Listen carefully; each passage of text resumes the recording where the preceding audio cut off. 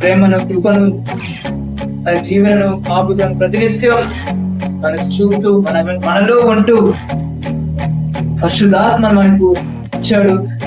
పరిశుద్ధాత్మతో మనం ముద్రించబడ్డాము అని ప్రతి క్షణము మనలో ఆయన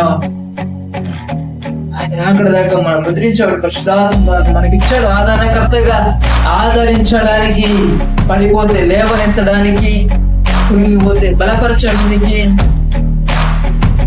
భయపడుతుంటే ధైర్యాన్ని ఇవ్వడానికి పరిశుద్ధాత్మ దేవుడిని మనలో ఉంచాడు. ఆమె పరిశుద్ధాత్మ దేవుడు మనకి ఇచ్చాడంట, వరం ఇచ్చాడంట. అందుకే ఆయన విడువడంట, ఎన్నడు జనం ఆయడంట. చూడుము, చేతిలో నేను చెక్కి ఉన్నాను. తల్లి అయినా మరుచునేమో గాని, తల్లి అయినా మరుచునేమో కానీ నేను నిన్ను మరువను. పర్వతాలు తొలగినను నేనంత, పర్వతాలు వెళ్ళిపోయినా సరే, మెంటలు దద్దరిల్లినను నా కృప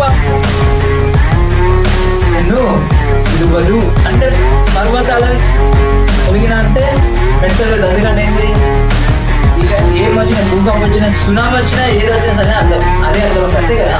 పర్వతాలు తొలగిన, మెంటలు దద్దరిల్లిన అంటే మొత్తం భూకంపం వచ్చినా సరే, పర్వతాలు వెళ్ళిపోయినా సరే, సునామీ వచ్చినా సరే, ఏ స్థితి అయినా సరే నా కృప నిన్ను విడిచిపెట్టాడు. అంటే ఆయనతో కృప అంటే ఎవరు? ఏసయ్యనే. ఆయన విడిచిపెట్టాడంట, విడిపడంట. అన్నాడు వాళ్ళు మనతో ఉంటూ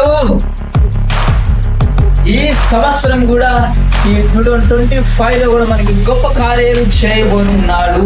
ఆమె తన కార్యాలు కని విని ఎరుగని గొప్ప కార్యాలు ఆయన చేయబోతున్నాడు. ఆమె